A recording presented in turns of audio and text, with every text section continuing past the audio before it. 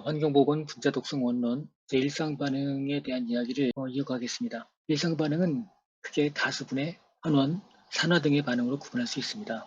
하이드롤라이시스, 가수분해죠. 가수분해는 물 분자를 이용해서 유기산과 알코올로 분해하는 반응입니다. 이를 담당하는 효소는 여러 가지가 있습니다. 효소는 그 기질과 반응 양상을 이름에 남기고 있습니다. 가령 카복실릭 에스터라제는 카복실 에스터를 분해하고 또 에폭사이드 하이드롤라이즈는 에폭사이드 가수분해하는 것이고 베타 글루크로나이드아제는 베타 글루크로나이드를 분해하는 그런 식이라고 볼 수 있겠습니다. 여기 나와 있는 그림들이 가수분해의 사례들을 보여주고 있는데요. 화살표 방향은 가수분해 효소가 기질을 어택하는 자리로서 물 분자의 산소를 유기산 쪽에 전달하는 방식으로 반응이 진행됩니다. 조금 더 구체적으로 그 사례를 찾아보면요. 카복실 에스터라제에 관련된 부분을 보면은 에스터 그룹을 여기서 볼 수가 있죠. 이 에스터 그룹을 분해하는 데 있어서 분해산물이 카복실릭한 물질이 생기는 경우를 우리가 볼 수가 있는데요. 예를 들자면 숙신산이 생기고 또 알데히드가 생길 수도 있고요. 또 다이아조니움이 생길 수도 있습니다. 이들 모두는 다 리액티브 물질입니다. 에폭사이드는 이런 구조인데요. 에폭사이드는 이 탄소의 더블 본드 사이에 산소를 끼워 넣어지는 그런 꼴이라고 볼 수 있죠. 이걸 에폭사이드를 분해하는 것입니다. 에폭사이드 그룹이 가수분해되어서 이렇게 다이올 그룹이 형성되는 모습을 볼 수가 있습니다. 벤조의 파이레는 이 에폭사이드 하이드롤레이즈에 의해서 다이올을 형성할 수 있게 되는데 이 다이올이 알도케토 리덕테이즈에 의해서 활성화되어서 생긴 물질이 바이오액티베이션 된 사례라고 볼 수 있습니다. 또 이 에폭시 하이드롤레이즈 산물이 추가로 더 산화가 되어서 이런 형태가 됐을 때 굉장히 강력한 리액티브 물질로서 유전 물질에 공유 결합을 할 수가 있고 이로 인해서 우리가 벤조의 파이렌이 발암성 물질이라고 불리게 되는 그런 기전을 이 그림에서 설명을 하고 있습니다.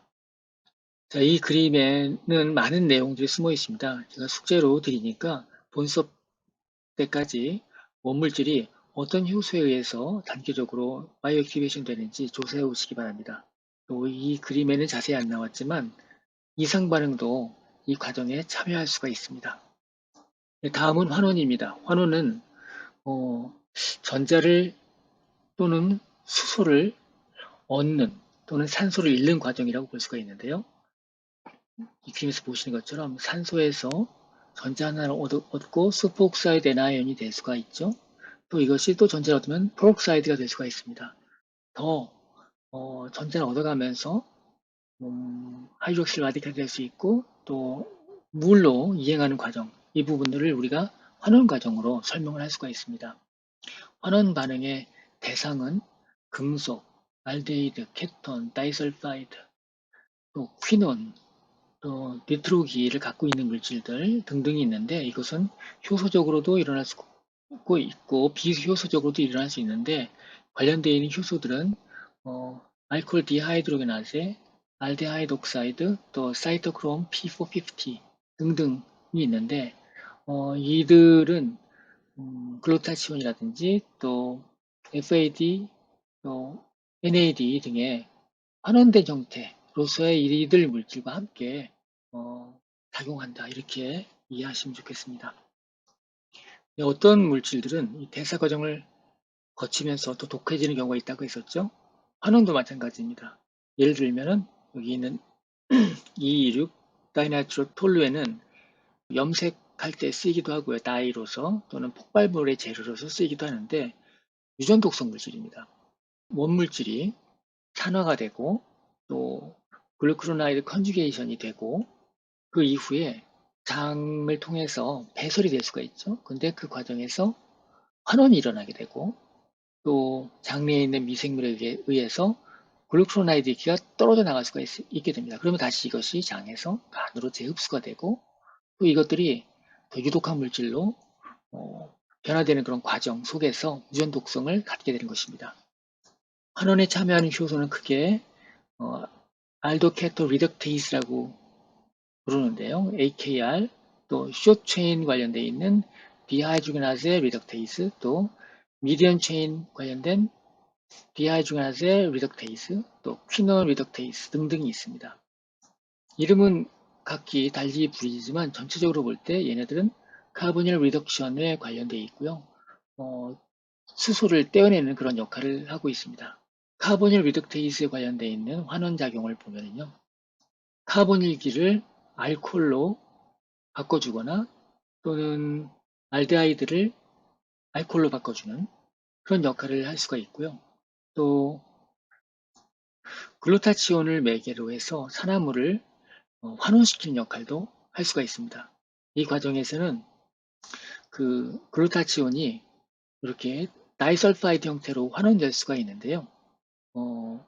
그 자체는 얘는 본인은 산화되지만 여기에 있는 기질에 해당되는 물질들은 환원시키는 그런 역할을 하는 것이죠. 일단 활용된, 그래서 다이설파이드 형성된 이런 두 분자의 산화된 그 글루타치온은 글루타치온 리덕테이스에 의해서 다시 재활용될 수가 있습니다. 여기는 SO를 술폭사이드라고 하고 있고요. 또 여기 있는 N기가 나이트로젠이 산소에 전기적으로 이렇게 결합되는 형태가 우리는 N옥사이드라고 볼 수 있는데 이런 것도 리덕테이스에 의해서 환원될 수가 있습니다. 이때는 전자공여를 전자를 제공받는 그런 경우를 NADPH 사이토크롬 리덕테이스에 의해서 전자를 받을 수가 있습니다.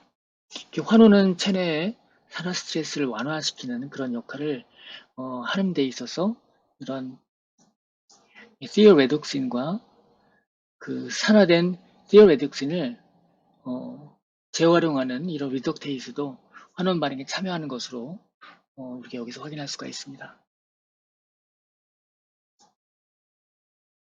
앞서서 우리가 그 전자를 제공받는 데 있어서 NADPH, CYP 리덕테이스가 전자 제공을 매개하는 데 있어서 굉장히 중요한 역할을 한다고 했습니다. 전자 하나를 공급하는 요 1전자 환원 과정에도 참여를 하고 있죠. 근데 1전자 환원을 하는 데 있어서는 좀 위험한 결과를 초래할 수도 있습니다. 세마이퀴논이 형성되어 있기 때문이죠. 그래서 세마이퀴논이 매듭 사이클을 돌리게끔 하는 그런 과정이 되기 때문이죠. 그래서 우리 몸에서는 이전자 환원이라는 안전장치가 있고 이를 담당하는 효소가 있습니다. 우리는 그것을 약칭 NQO라고 부르고 있고요. 여기에 다양한 효소들이 있는데 NQO1이 그 가운데서 유명하죠. 이 이외에도 다양한 환원 반응들이 체내에 존재하고 있습니다. 그 다양한 환원 반응들에 대한 것들을 한번 쭉 살펴보시고요. 알데하이드 옥시데이스에 의해서도 이 효소는 이 두 반응을 같이 일으키는데 환원도 같이 일으킬 수 있다는 것들 기억해 주셨으면 좋겠습니다. 탈할로게화 반응도 환원 반응으로 볼 수가 있습니다. 외부에서 전자를 끌어와야 할로겐 원소가 이탈을 할 수가 있는데요. 이 과정을 Reductive Dehalogenization 이라고 할 수 있습니다. 물론 사이토크롬 P450 엔자임에 의해서 산소를 끌어와서 할로겐 원소를 밀어내는 그런 경우도 있습니다. 전자 공급은 또 그 글루타치온을 이용해서도 일어날 수가 있죠. DDT가 그 대사체가 DDE인데 이 과정으로 변환되는 것들도 디할로게네이션 볼 수가 있고 이 과정은 글루타치온이 매개하고 있습니다. 네, 다음은 산화입니다. 산화는 알코올의 대사를 통해서 에탄올의 대사를 통해서 살펴보는 것이 좋겠습니다. 에탄올은 세포질에서 알코올 디하이드로게나스에 의해서 이루어지는데 아주 강력한 산화제 NAD를 매개로 해서 아스테알데히드로 변환됩니다. 그리고 그 이후에 아스테알데히드는 미토콘드리아에서 아스티엑시드가 되죠. 물론 이 과정에서도 NAD가 사용되는데요. 이 알코올에 대해서는 세포질뿐만 아니라 엔도플라스믹 레티큘럼, 즉 소포체에서 사이토크롬 P450-2E1 엔자임에 의해서도 일어날 수가 있습니다. 이 과정도 산화라고 볼 수 있는데 NADPH 전자를 받아서 이용을 하고 있는데요. 요것은 뒤에서 보겠지만 즉 그 철 이온을 매개로 해서 이루어집니다. 햄에서 이 반응을 준비하게끔 전자를 여기에서 받고요.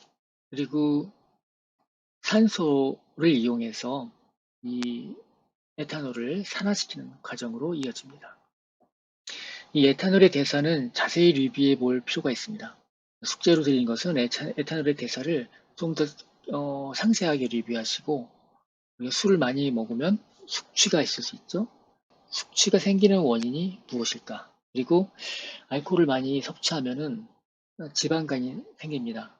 지방간이 생기는 원인도 우리가 기전적으로 설명할 수가 있는데, 이 부분을 NADPH로 설명할 수가 있습니다. 한번 이 부분을 여러분들이 본 수업 시간까지 한번 잘 찾아서 정리를 해보셨으면 좋겠습니다. 이 이외에 산화하고 환원을 담당하는 효소가 여러 개 더 있습니다. 그 중에 하나가 이제 여기 XOR이라고 썼는데 이거는 젠틴 옥시데이스를 말하는 것입니다. 젠틴이라고 하는 것은 우리 몸에 있는 이런 물질을 말하는 건데요. 이 과정을 매개하는 것이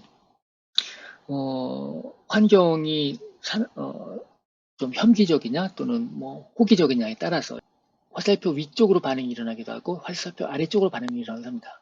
비록 기호는 다르게 썼지만 이거는 한 효소입니다. 한 효소가 이런 식으로 일어날 때 디하이드로게네이션으로 우리가 반응이 일어난다고 보고 있고요. 요거는 이제 억시게네이션으로 일어난다고 볼 수 있죠. 위쪽으로 갈 때는 NAD를 이용하고요. 강력한 산화제죠. 아래쪽으로 갈 때는 산소를 이용을 합니다. 근데 이 과정에서 산소를 이용할 때는 산화 스트레스를 유발할 수 있기 때문에, 그리고 이러한 그 엑소, 젠틴옥시데이스가 외부 화학 물질도 배사할 수가 있습니다. 이런 과정을 거쳐서 산화 스트레스를 유발할 수 있다는 점에서 이 효소를 좀 기억해 둘 필요가 있습니다. 같은 계열의 알데하이드 옥사이드도 비슷한 역할을 한다, 결과를 초래한다라고 여러분들이 기억을 해주셨으면 좋겠습니다. 또 산화에 참여하고 있는 또 다른 계열의 효소가 있는데요. 여기 PHS라고 썼는데 프로스타글란딘 H 센티세이즈라고 하는 긴 이름의 약제입니다. 이건 이제 두 단계로 반응을 이루고 있는데, 위에서는 약칭 컥스라고 하죠.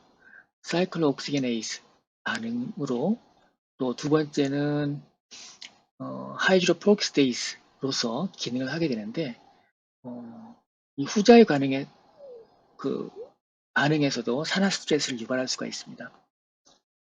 내용이 방대하고 많은 사례들이 있지만 여러분들이 꼭 기억해 두셨으면 하는 것들을 제가 이렇게 레스톡이라는 그런 표시를 붙여가지고 몇 개 해놨습니다.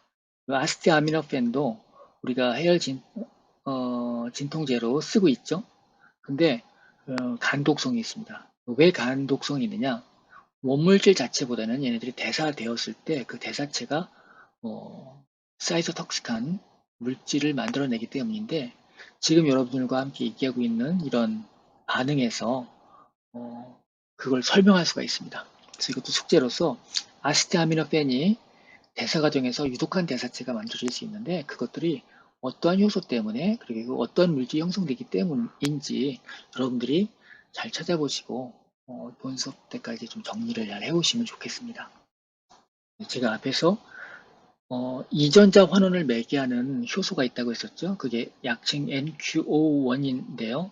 이게 레도크 사이클로 인한 우리 몸의 산화 스트레스를 줄이는데 큰 역할을 하고 있습니다. 그래서 이 관심이 옛날부터 많았기 때문에 다양한 별칭들이 존재하고 있습니다. 그리고 이 산화 스트레스가 닥치게 된다면 우리 몸에서 센서 역할을 하고 있는 요 NRF2가 작동해서 프로모터 지역에 붙게 되고, 그렇게 해서 이 하위에 있는 유전자들을 액티베이션 시키게 되죠. 그 중에 하나가 NQ1이라는 것 기억해 둘 필요가 있습니다. 우리가 산화와 관련해서 얘기를 할 때는 모노옥시게네이션에 대한 부분을 빼놓고 지나칠 수 없죠. 중요한 역할을 하는 것들이 플라빈 모노옥시게네이스 약칭 FMO, 그다음에 사이토크롬 P450 이 두 계열의 엔자임들입니다. 이 FMO하고 CYP은 이 산소 분자를 이용해서 이 기질을 산화시키고 또 NADH를 통해서 전자를 조달하는 면에서 또 기질을 상호 중복적으로 이용한다는 면에서 유사성이 있습니다. 그리고 이 사이클 돌리는 과정에서 산화 스트레스를 유발할 수 있는, 즉 ROS를 유출할 수 있다는 그런 구조적인 취약점이 있습니다. 그런 공통점이 있는데요. 물론 양자의 차이점도 명확하죠. 베이스가 플라빈이냐 또는 햄이냐. 아무튼 FMO의 경우에는 나이트로젠 또는 설퍼, 포스페이트 같은 원소에 있어서 원소를 갖고 있는 그 물질들의 산화에 많이 활용되고 있습니다. 이 슬라이드에서는 FMO의 그 여러 가지 기질들이 어떤 식으로 산화되는지 사례들을 잘 보여주고 있으니까 한번 눈여겨서 잘 살펴보시기 바랍니다. 다음은 씹에 대한 얘기를 하겠는데요. 요 씹은 이 사이토크롬에서 온 것이고요. 450은 원래 요 그 프로틴이 화장 450 나노미터의 그 빛을 잘 흡수한다고 합니다. 그래서 그 붙은 이름이고, 우리는 씹 또는 씹 P450, P450 그런 이름으로 불리기도 하는데요. 같은 대상을 지칭하는 것으로 여러분들이 보시면 되겠습니다. 이 씹은 일상 반응을 대표하는 효소로 잘 기억해 두실 필요가 있습니다. 그리고 이 산화, 환원 등 산화도 하고 환원도 하고 굉장히 다양한 역할을 우리 몸에서 하고 있습니다. 기질의 전자가 풍부하냐 아니냐 이런 거와 무관하게 반응할 수가 있고, 또 기질에 노출되면 이 더 많은 씹을 만들어내게끔 유도될 수도 있고요. 그 기질과 일단 바이닝 한 다음에 리액션이 나타나고, 이런 부분들이 이 씹의 특징이라고 할 수 있고요. 또 우리 몸에 원래 있었던 물질, 예를 들자면 호르몬 같은 것들이 대사에도 관여하기도 하고, 경우에 따라 생합속에도 관여합니다. 또 바이렉시드 같은 생성하는 데도 담당하고 있고요. 또 얘네들은 그 세포질도 존재하지만 소포체에도 막에 붙어서 존재하고 있습니다. 이 그림은 막단백질로서의 씹을 잘 보여주고 있습니다. 그리고 전자를 NADPH로부터 공급을 받는데 그 매개체가 있습니다. 그래서 NADPH, 씹 리덕테이스라는 이 구조물에 의해서 전자를 공급받고 있는 모습을 보여주고 있습니다. 씹이 반응하는 그런 체계는 좀 잘 기억을 해두실 필요가 있습니다. 간단하게 정리를 좀 해본다면, 일단 기저 상태에서 씹은 햄 구조로 되어 있다고 했잖아요. 이 햄은 철 이온을 갖고 있습니다. 이 삼가 이온 상태로 존재할 때 우리가 페릭이라고 부르는데, 기저 상태는 페릭 상태입니다. 얘네들이 결과 중간에 산소를 받아들여야 되는데, 산소를 받아들이기 위해서는 전자를 받아야 됩니다. 전자를 받아서 3가의 철이 2가의 철로 바뀌어야 되는데, 그 과정에서 우리가 아까 말씀드렸었던 NADPH, C 리덕테이스로부터 를 통해서, 물론 그 전자는 NADPH에서 오는 거긴 하지만 받고, 그 다음에 산소를 받아들인 다음에 또 전자 하나를 또 받고 해서 이런 과정을 통해서 산소를 힘 위에 올려놓습니다. 그런 다음에 요 H 플러스를 우리가 프로톤이라고 하죠. 프로토네이션이 된 다음에 물을 방출하게 되고, 프로토네이션을 2번 연속으로 하는 것이죠. 그리고 남은 산소 원자는 그 철이온이 4가 상태로 존재하게 됩니다. 굉장히 불안정하지만 이렇게 고준위 상태로 포텐셜을 유지하는 것이죠. 그러면서 여기서 기질을 분해하게 됩니다. 그러면서 C 위에서 ROH를 형성하게 되고, 그리고 그걸 방출하게 되는 그런 과정을 거쳐서 다시 기저 상태로 돌아오는 그런 과정이 칩이 작동하는 방식입니다. 기본적으로 산소를 받아들여서 철에서의 그 에너지를 이용해서 얘네들을 대사하는 과정을 보여주고 있는데, 이게 자연스럽게 이렇게 흘러가면 좋은데, 이 과정에서 그런 ROS가 생겨날 수가 있습니다. 그래서 구조적으로 단계를 건너뛰어서 움직인 것을 션트라고 하는데 이런 션트 현상이 발생하면서 산화 스트레스가 발생할 수가 있습니다. 이 그림은 그걸 좀 더 축약해서 잘 보여주고 있습니다. 씹은 굉장히 다양한 반응 사례가 있습니다. 여기 대략 7가지로 나눠봤는데요. 기본적으로 이런 하이드록실레이션을 만들어주는 데 있어서 씹이 굉장히 좋은 역할을 하고 있고요. 또 이중결합 또는 삼중결합이 탄소 결합이 있을 때 여기다가 에폭사이드를 만들어주는 역할도 할 수가 있습니다. 또 헤테로아톰에 있어서 그것을 산화시켜주는 역할도 씹이 하고 있고요. 또 그래서 디알킬레이션도 씹이 할 수가 있고요. 또 산화 그룹을 트랜스파하는 역할, 에스터 그룹을 잘라주는 역할, 또 탈수소 과정이라고 하죠. 디하이드로게네이션도 씹이 수행할 수가 있습니다. 그 다음에 있는 내용은 좀 보충적인 내용인데요. 이 사이토크롬 B450 엔자임들은 종류가 굉장히 많이 있습니다. 굉장히 많이 있고 그 이름도 불리는 방식이 옛날부터 굉장히 많았습니다.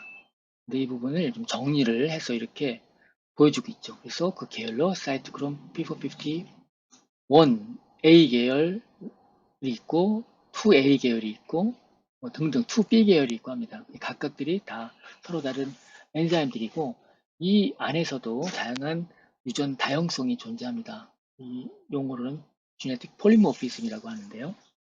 이 CYP 엔자임에 관련된 그런 명명법에 대해서 이런 것들 슈퍼 패밀리라고 부르는데 어떻게 부르고 구분하는지 여러분들이 좀 익숙해질 필요가 있습니다. 또한 각각의 그 엔자임 그룹별로 선호하는 기질들이 조금씩 다릅니다. 어떤 것은 공통도 있지만 주로 처리하는 기질들이 따로 존재하고 있습니다. 그리고 씹의 일반적인 어떤 특성이 있습니다. 그런 부분들도 여러분들이 한번 쭉 정리를 하실 필요가 있습니다. 또 씹이 저해되는 거에 대해서 여러분들이 제가 이제 밑줄을 쳐놨지만 한번 쭉 읽어보시고 원전도 살펴보셔서 이 부분에 대해서 좀 따로 정리를 하셨으면 좋겠습니다. 여기에는 누클리어 리셉터들은 익숙하시죠? 얘네들이 그 레귤레이터 부분에 이제 붙는 부분을 이렇게 레스폰스 엘리먼트 표시하고 있는데 이러한 물질들의 반응을 하죠. 그래서 앞에서 제가 그 지너 센서라고 말씀드렸었는데 이런 물질들에 노출되면 누클리어 리셉터들이 유도될 수가 있고 얘네들이 결국에는 이런 유전자들을 인덕션 할 수 있다는 것을 이 표에서 어떻게 각각 서로 다른 누클리어 리셉터들이 이런 어떠한 리간드에 의해서 액티베이션 되는지 그래서 어떠한 균들을 인덕션 하는지를 좀 정리를 해놨으니까 여러분들이 원전을 찾아보시고 잘 정리하셨으면 좋겠습니다.